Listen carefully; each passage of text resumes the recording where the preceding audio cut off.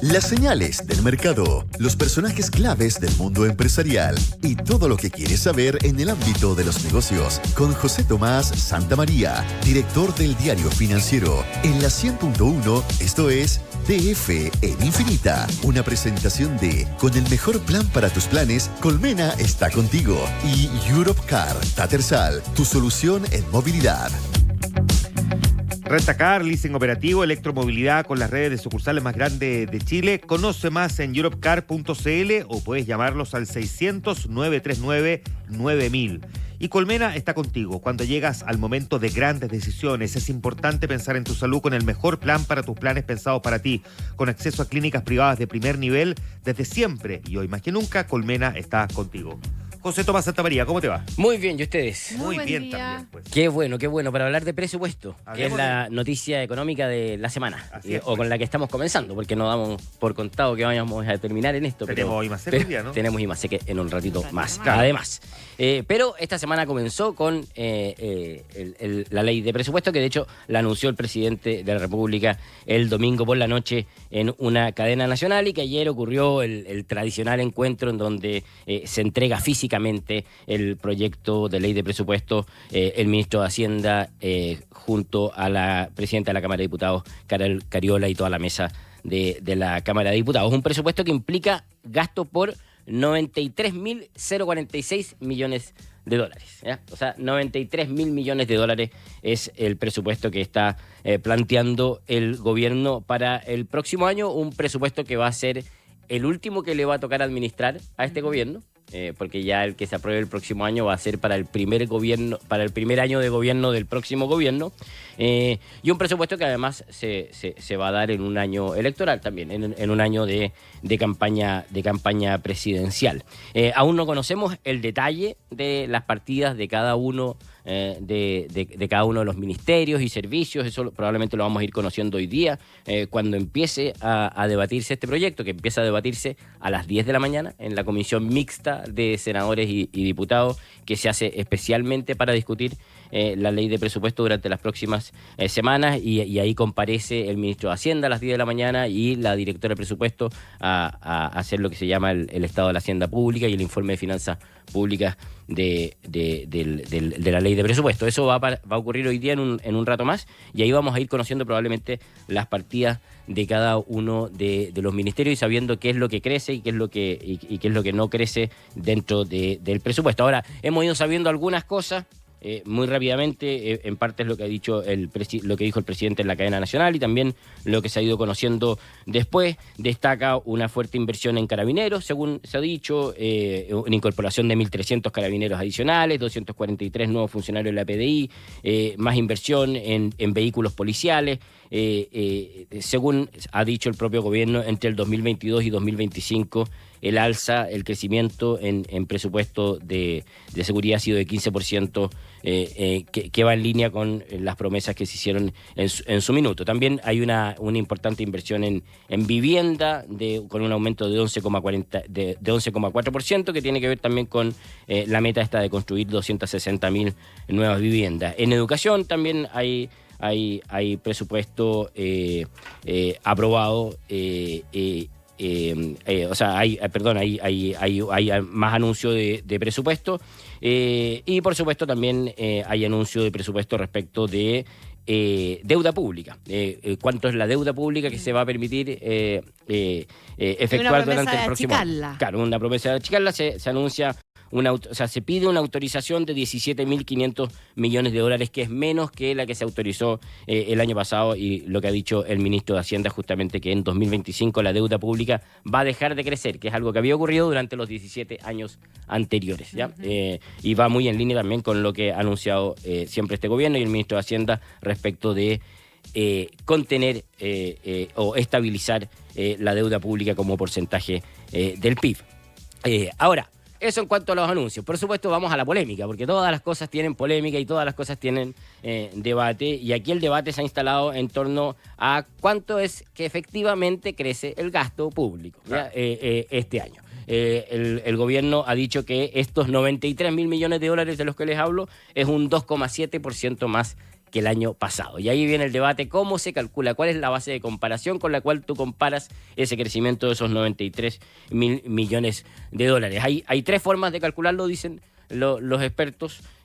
Una tiene que ver con compararse con la ley de presupuesto aprobada el año pasado. Claro. Con la ley de presupuesto aprobada el año pasado. Otra forma es la ley de presupuesto aprobada el año pasado más los cambios que se generaron durante este año y que implicaron mayor gasto. Y la tercera forma es compararlo con el gasto efectivo que se está dando durante este año y con lo que proyectamos va a terminar el gasto efectivo. ¿Y otras veces cómo se ha calculado? Bueno, en la polémica ocurre siempre todos los años. O sea, yo creo, todos los años, y probablemente depende a quién tú le preguntes, el debate que se genera en cada ejercicio, pero tú te acordarás, Connie, este debate lo hemos visto en todas las presentaciones de leyes de presupuesto hacia atrás. Lo que dicen en la dirección de presupuesto es que la forma en cómo se calculó esta vez es la segunda opción. Es decir, es la ley de presupuesto aprobada más reajuste, ¿ya? Eso te da el crecimiento de 2,7%, y salieron muchos expertos a decir que eso no era la forma correcta, que la forma correcta era hacerlo respecto del gasto efectivo, el que ha sido más por lo menos que ha dirigido este debate en redes sociales, ha sido el exdirector de presupuesto Matías Acevedo, el exdirector de la época de Piñera, digamos, quien dice acá nos está considerando que el gobierno también está haciendo un fuerte ajuste en gasto de $1.000 millones, anunció, ¿se acuerdan ustedes? En septiembre que anunció un fuerte ajuste en gasto que tiene que ver con menores ingresos y por lo tanto eso tiene que considerarse. Él calcula que si uno mete esos datos a la juguera, ajusta el gasto.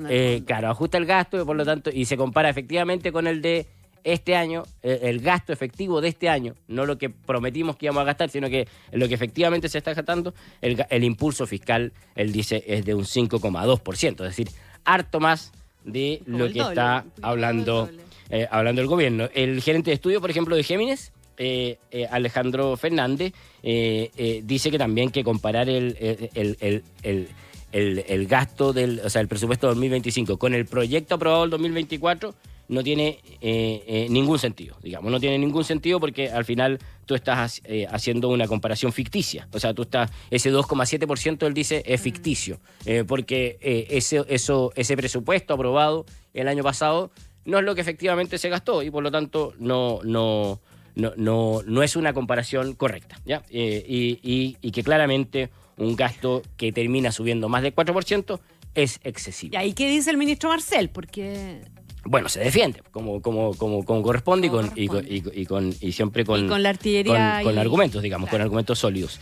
Él dice que bueno, primero hay un debate que se generó que incluso tiene que ver con el 2,7%, porque recordemos que el Consejo Fiscal Autónomo, que es esta entidad autónoma del gobierno de turno y que justamente busca por la responsabilidad, velar por la responsabilidad fiscal desde hace meses, ya años, yo diría, está insistiendo en sus preocupaciones respecto de la situación fiscal. Y ellos habían hecho un llamado prudencial para que los erarios, se llama, los presupuestos entre el 2025 y el 2028 no crezcan más allá del 1,6% promedio. ¿Ya? Eso siempre teniendo como digamos, como ítem de comparación. De estabilidad fiscal. Para cumplir con las metas de estabilidad fiscal. ¿Y por qué el 1,6%? Porque siempre fijándose en cuál es el crecimiento tendencial que tiene nuestra economía, ¿cierto? ¿Cuál es el crecimiento tendencial de nuestra economía? Entonces, uno ve el 2,7, incluso el 2,7, digamos, sin hacerle estas correcciones que hace la oposición, sino que viendo el 2,7% ya es bastante por sobre de este 1,6% promedio. ¿Qué dice el ministro de Hacienda? Dice, tiene una explicación la del ministro de Hacienda y en el cálculo a uno le da más o menos los números. Bueno, el ministro tiene su punto y dice, ojo, que ese llamado prudencial del Consejo Fiscal Autónomo no es considerando los nuevos ingresos estructurales que que han aparecido, digamos, con este año, que se han conseguido este año y que que nos van a permitir cumplir las metas de responsabilidad fiscal. Claro, él menciona tres cosas. Menciona el proyecto de ley de cumplimiento tributario, claro, aprobado. Claro. 1.200 millones. El royalty minero y el acuerdo de Codelco con Soquimich. Claro, bueno. Las tres cosas son un punto del PIB. ¿Ya? Un punto del PIB que son en Chile yo siempre lo calculo así, 3.000 millones de dólares son un punto del PIB, y por lo tanto eso le da más holgura, dice él, para llegar a las metas de responsabilidad fiscal que se ha fijado el gobierno. La ley de royalty minero, que empezó justamente a regir este año, pero que todavía le falta tiempo para llegar a estar en completa marcha, digamos, y recaudar todo lo que tiene que recaudar. El acuerdo es Codelco-SQM, que todavía no empieza a generar ingresos, que debiera empezar a partir... eso lo debiéramos conversar otro día, en qué va esa negociación, pero eso debiera ocurrir a partir del 1 de enero del próximo año. No está claro, probablemente no va a ser el 1 de enero porque faltan todavía autorizaciones de distintos espacios de libre competencia, pero debiera ser durante el primer trimestre, me imagino, del próximo año. Y la ley antievasión o cumplimiento tributario, como la ha llamado el gobierno, que por eso ellos tenían tanta premura. ¿Se acuerdan el año pasado?